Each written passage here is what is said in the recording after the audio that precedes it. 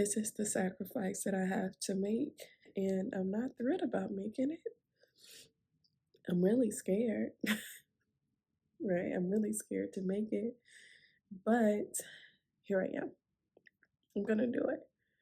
I said I wasn't gonna even put on any makeup today because I already knew I was gonna cry. I already knew it. Um, but I believe that this is the will of God for me. And I believe that this could be the decision that sets up my children's children, right?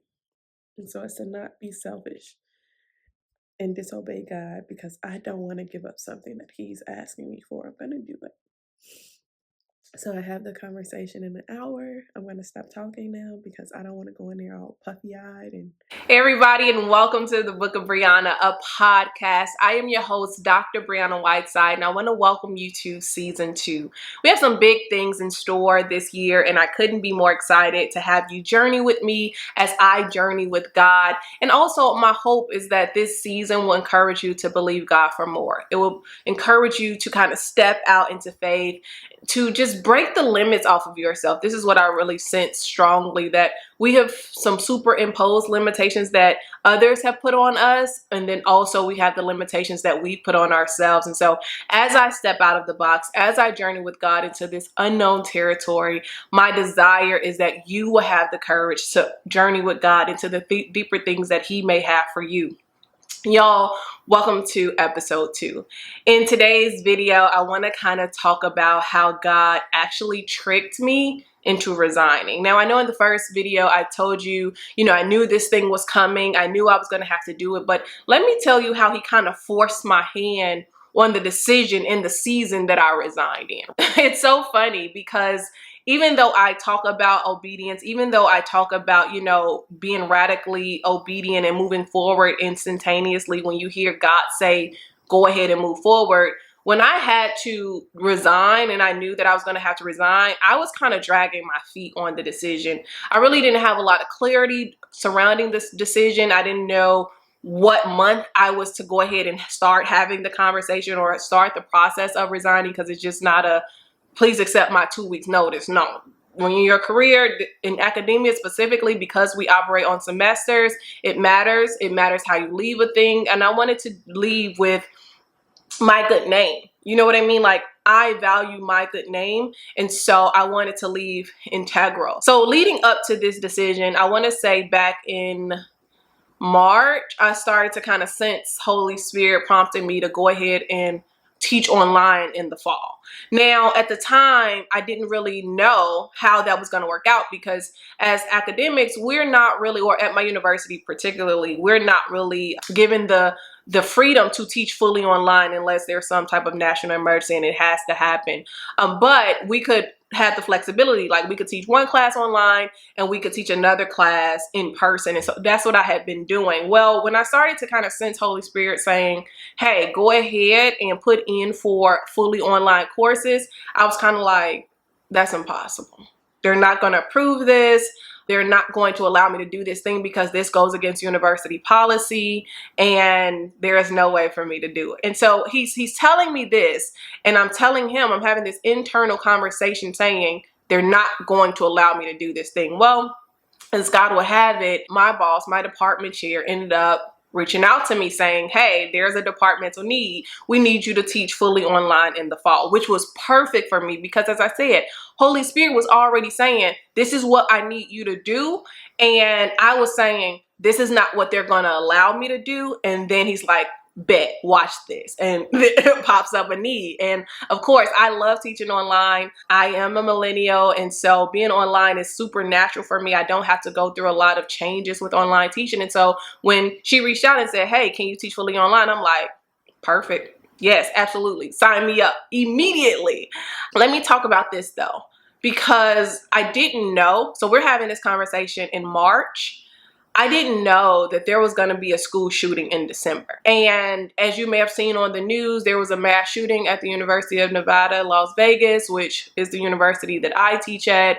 And 3 lives of professors were claimed. And I didn't know that in March, God was potentially saving my life by telling me, hey, we need you to go ahead and not be on campus during this time. So that is a lesson on obedience, because I could have been there at that time. I could have been in the building. I could have been in the offices. I could have been anywhere in the vicinity, and this story could have been another way. And so I want to pause there and say, obey God. I didn't know that when he was having these conversations with me in March, that this tragedy will meet my university community in December. I didn't know this, but God in his sovereignty knew. God in his sovereignty was preparing me and protecting me and saying, hey, yes, you may feel the secondary blowback and, of this event, but you won't feel the primary experience of it. You won't be in the vicinity when this thing happens, when this tragedy happens, because it can alter you. You know what I'm saying? And so I want you to remember, if God is telling you to do something, it doesn't matter if you don't understand it. You need to go ahead and do something, because it could be the very thing, and you could make the very decision that will save your life. Back to the story. Even after, I got the okay to go ahead and teach online in the fall, Holy Spirit then updated me like, hey, you're going to need to teach online in the spring. And this was around July. In July, I was like, how am I going to teach online in the spring? Like, this was a departmental favor for the fall, but for spring 2024, they're not going to allow it. They're not going to allow it. I'm still seeing, even though I saw God move miraculously in the first decision, I'm still arguing with him saying, they're not going to let me do this thing. It can't be done. They've already said it. Well, I knew I had to ask. I knew I had to try my hand. I knew I had to, at least try. And I did. I went to my department chair. I told her, some things that were going on. And I said, hey, is it possible that I can teach fully online in the spring? And she agreed. She gave me a verbal. It was all done. It was all good. Cool. Well, fast forward to September, I'm checking, my portal, my teaching portal, and I see that my class that I asked to teach online, that got and I received verbal confirmation that I actually was scheduled for an in-person class. Now, me in obedience is saying, this is not possible. The department chair reaches out to me and tells me that there is some administration pressure. This is where my hand is forced. I'm listening to this and I'm saying, okay, you're telling me that this is above you. And I get it. I'm not even mad at you. This is above you. This is university policy. You have to schedule me in person. Okay.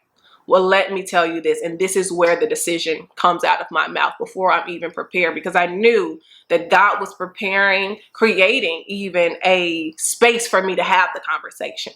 Right? He's creating a space for the conversation to start, to be had, for me to start walking the path of resigning. And I love my department chair, y'all. I have a fantastic relationship with my department chair. She has been an advocate for me since before I even got the job. She was wonderful to me. And so I don't see her just as a boss. I saw her as a friend. And so I'm telling her what's going on. And I said, okay, I'm prepared to leave next year. This next semester will be my last semester. I am going to finish out the year because I feel like this would be a last minute decision. I don't want to throw the university into any tight spot. I'm not that person. I want to leave well. And so the next semester, if you can just schedule me fully online, it will be my last semester. And I went into detail as to why I was making this decision. Not because I did not like the university, not because, academia wasn't academia in, you know what I mean? I had to make the decision because I just felt the prompting of the Lord that it was time for me to get out. You know what I mean? And to an unbeliever, and I'm not saying that she's an unbeliever, but to someone from the outside looking in who does not, is not deeply entrenched in the faith like I am, it sounds wild. It sounds wild to me, and I'm walking, this is my life. You know what I mean? And I also started to talk to her about some other concerns that I had, just being a woman, being who I am and emerging and doing all these things. And she totally understood, completely sad that I was making this decision, especially given that I was going up for tenure in March. My case was prepared. I was, period. I could have had job security forever if I chose it. She was sad to lose me as a colleague, but I said, hey, this is just a verbal conversation. I don't really, I haven't really decided what I'm going to do, but I do want to be honest and I do want to loop you in. Well, of course, she had an obligation to the university, right? She has a job obligation, and she went on and she had a conversation with the dean.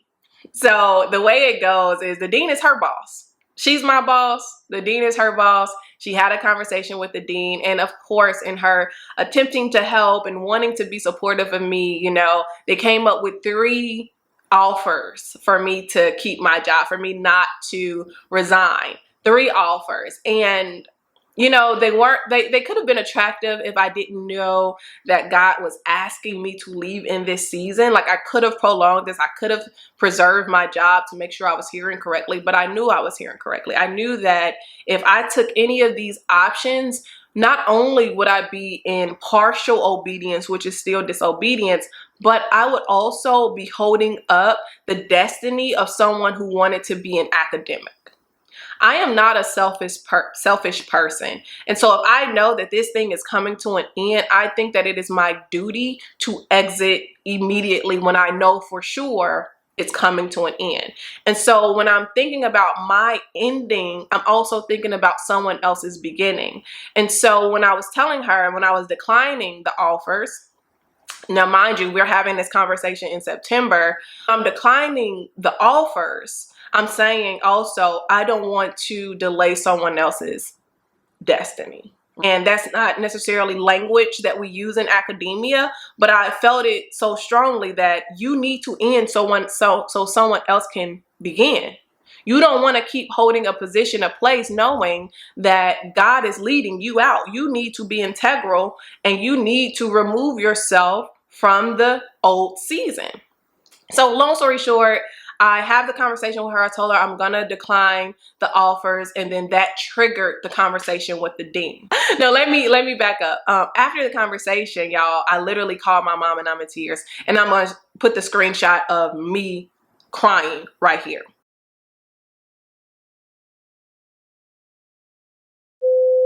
I'll see in this video that I'm crying and I'm in shock, like, what did I just do?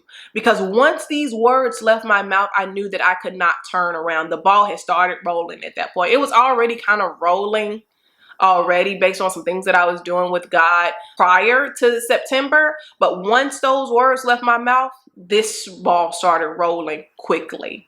And I called my mom and I'm in tears. I'm crying. Mom, this is not something I want to do. As y'all can see in this photo, this is not what I wanted.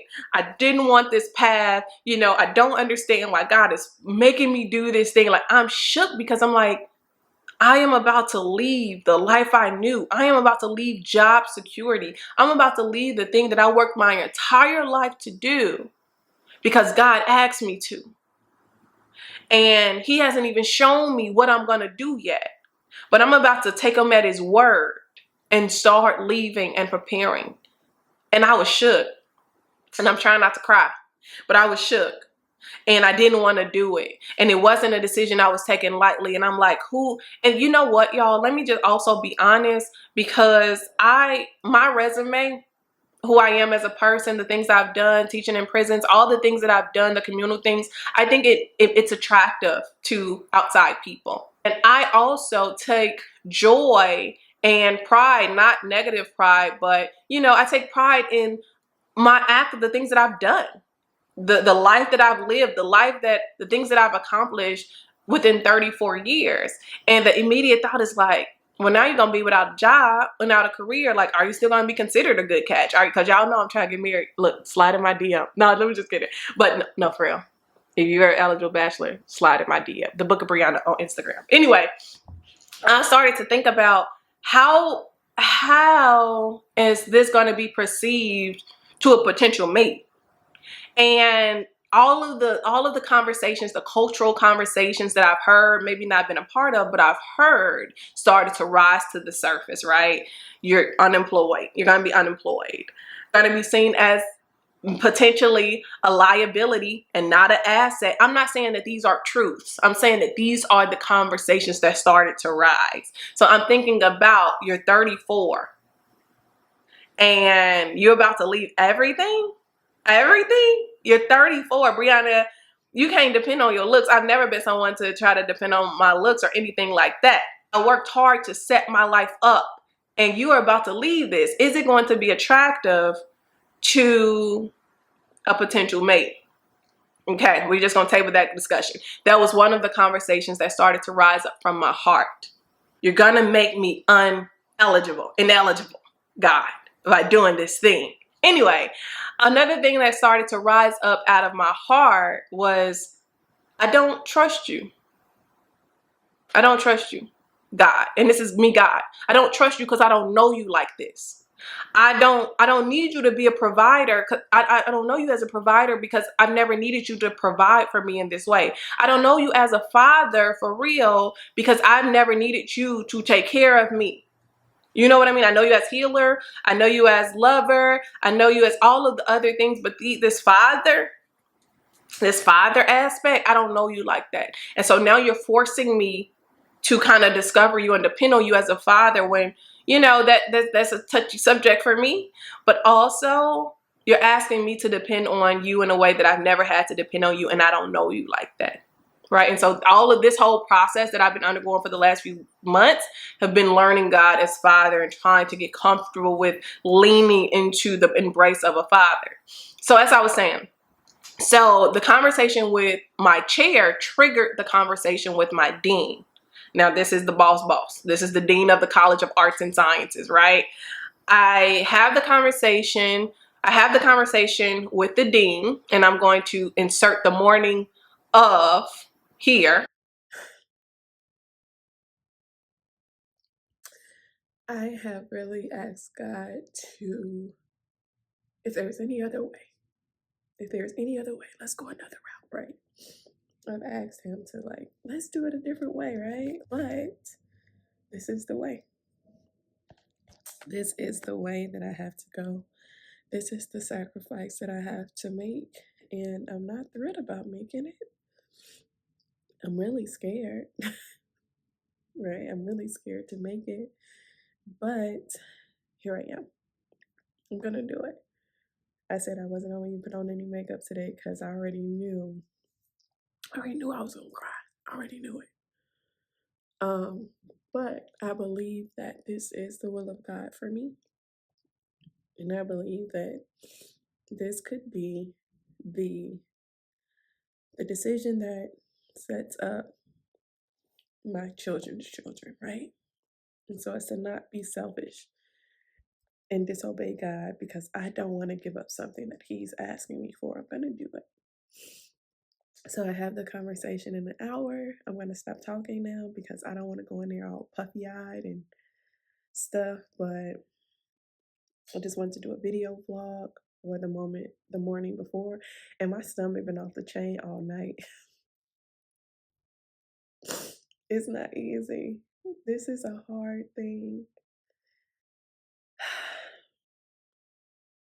But I have to do it. So here I am doing the hard thing, burning up the boat.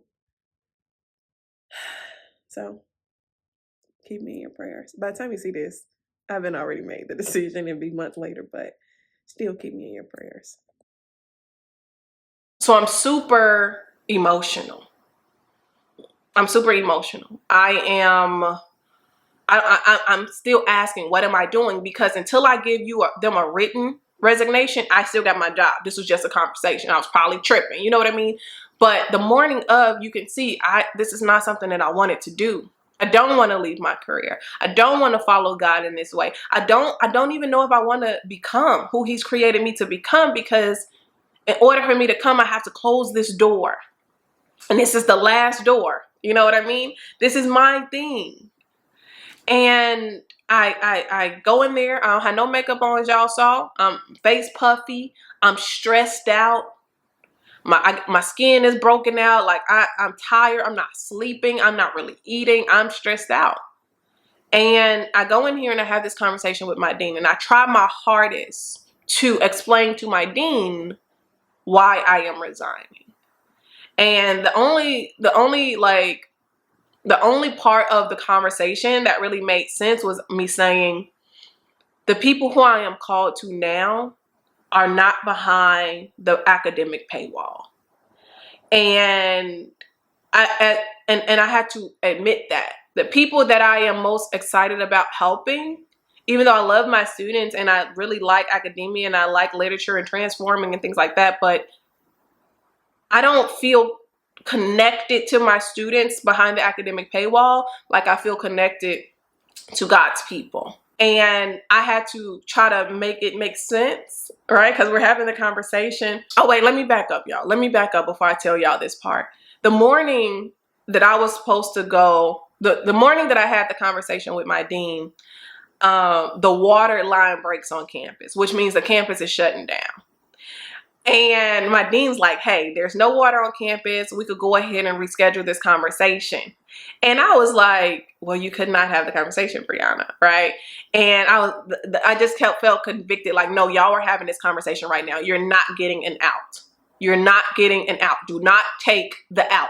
Go through this process. So when I get in the conversation with the dean, that's when I'm able to articulate to her that the people that I feel called to now are not behind the academic paywall. Not that I hate my students, not that I don't enjoy teaching literature. I've studied it, I've created it my whole life to do this thing because I felt connected to it. The connection lifted. And the people that I feel most connected to now are God's people, the people that are not behind the academic paywall. And that is that is how I was the best able to explain it. And I don't even think I did a good job because we was in there for almost 2 hours just conversing and talking. And, of course, she wanted to keep me. She's like, you're a great employee. We can see you as the future of the department, blah, blah, blah, blah, blah. You don't cause problems. You're doing all of these things. Yeah, because that was my job. I was trying to do my job in excellence. And also in excellence, I must leave you. Now, let me say this, which was something she congratulated me on, being brave. Generally, people don't tell their jobs that they're leaving months in advance. But I had to, right? Because I could have just told them, when the semester was over in May, that I was leaving June 30th.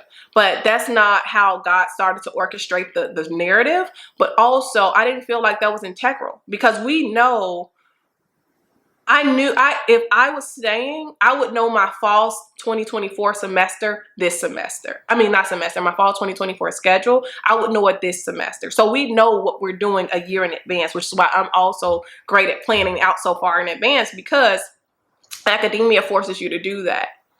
But she congratulated me on being brave because I had to be honest. I was honest with my chair and I wanted to prepare her because my absence does fall on the department, on her. I had to be honest with the dean and say, this is what I'm going to do. This is what I'm thinking about. She's like, hey, think about it. You don't have to do it. You don't have to go this route. This is just a conversation. But once you submit the written resignation, then you'll have 3 days to rescind it. And if not, we'll go ahead and move forward with the termination. And it's so weird to say termination, like I'm getting fired and I'm not, I'm resigning. So we had this conversation in early November. I'm shook. I'm tired. I'm grieving. I'm struggling. I'm preparing for the Let There Be challenge. If y'all followed me, or did the challenge, it's so many things going on, and I'm just feeling forsaken. I'm just feeling, beat up. I'm feeling disappointed, even though I knew my life was going this way. I'm feeling all of these feelings. I am grieving. I was grieving heavily last year. Still a little grief now, but I'm grieving heavily.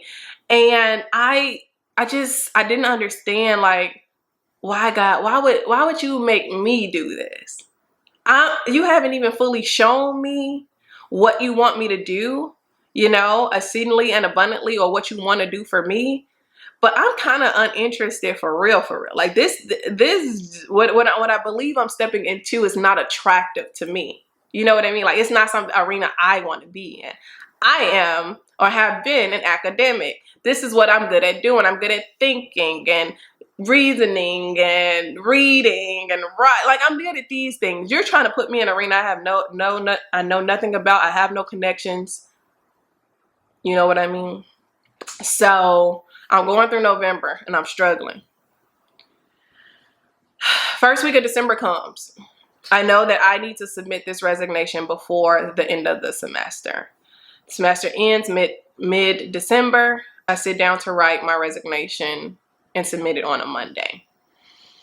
Y'all, I struggled to write it because it's one thing to verbally say. It's another thing to actually sit down and write the exit. You know what I mean? And I'm trying my best to articulate it, and I can't articulate what I really want to say because now I'm struggling with church and state. Now I'm struggling to craft my thoughts in a way that would not seem so faith-filled or churchy, but also make it make sense to intellectuals, right? And so I did my best, and I turned it in on a Monday. Yeah, I turned it on a Monday because the shooting happened on that Wednesday. And then they went ahead and put the termination through by the end of the week. And that sealed my academic fate. That meant that no matter if I wanted to go back, the bridge had been blown up. I can't go back. There is no way for me to go back. I have literally said at the end of the semester, I will no longer be an employee. And the reason why I wanted to stay through this semester was because I had a lot of open projects I wanted to finish. I had a lot of things that I was working on with students I wanted to finish, but I just wanted to finish in decency and in order. I didn't want to abruptly leave my institution in the middle of an academic year. Even though people do it all the time, I'm not people. As believers, we're held to a higher standard. Even if we may have certain feelings about what God may be asking us to do, even if we don't want to do it, the standard still remains the same. You leave in excellence. You know what I mean? And so that is how God forced my hand to resign, because I was going to try to still see if I can go up for tenure. If I went up for tenure, then it wouldn't matter. I could do what I want to do after that. Once I get tenure, do what I want to do. I can, you know what I'm saying? You can't fire me unless I'm in breach of standards. And I'm not going to be in breach of standards. But he forced my hand because he knew if I got to March and that case will start going up, I wasn't going to leave. Which is why he started to prophetically impress upon me years before, you're not even going to go through that process. Because if you go through that process, you're going to be tempted even more to disobey me and miss your time and season, and ultimately maybe stagnate the generations that's coming after you. So I'm not even going to let you get to that point. You're going to get close to it. You're going to do all the things. People will try to convince you because they don't understand the journey I have you on. But you need to obey me. And that's what I did. And it's not easy. It's not an easy obedience, especially since I'm still in the test. I'm still walking through this thing. Y'all seeing me showing up in real time. This is not me looking back and saying, oh, I remember where I was. No, I'm telling you where I'm at right now. I'm sad about it. I'm sad. I am restless. I am tired. Because at the same time I'm ending this, I'm beginning something else. And I'm having to move forward because my life drastically changes in a few months. And so it's not a season for me to shrink back, for me to drop everything, for me to just cry, spit, and fall out, throw a tantrum, all things. No, it's not a season. This is adult Christianity. This is being a mature believer. This is me being a mature believer. So at the same time as this door is closing, one door is opening. And I have to maintain both seasons at the same time. It is hard. It's hard. I don't know if y'all can tell I'm tired, but it is hard. But this is me becoming. This is a season of becoming. And so in order for me to become, I had to unbecome so many other things. And one of the last things I have to unbecome is being a tenure track English professor, which has been my identity for the last 5 years. Even though I've been teaching in higher education since I was 24, now that I'm 34, I've only been a tenure track professor for 5 years. So that is how God forced my hand to resign, because I didn't want to do it. I was going to drag my feet and drag it out. and see what I can get away with. I'm just gonna be honest. I ain't made it. Pray for me, but that's the story, and I wanted to share it with you because I just felt led to share it. So I hope this has encouraged you to follow God, even if it means following Him into the unknown. Let me know in the comments if you resonated with anything I said. Give me a little cheer if you're cheering me on. Let me know. I can use all of the support. I can use all of the love. And y'all, I can't wait to chat with you in the next installment of the Book of Brianna, a podcast. Don't forget to like the video if you haven't liked the video already. I'll talk to you soon.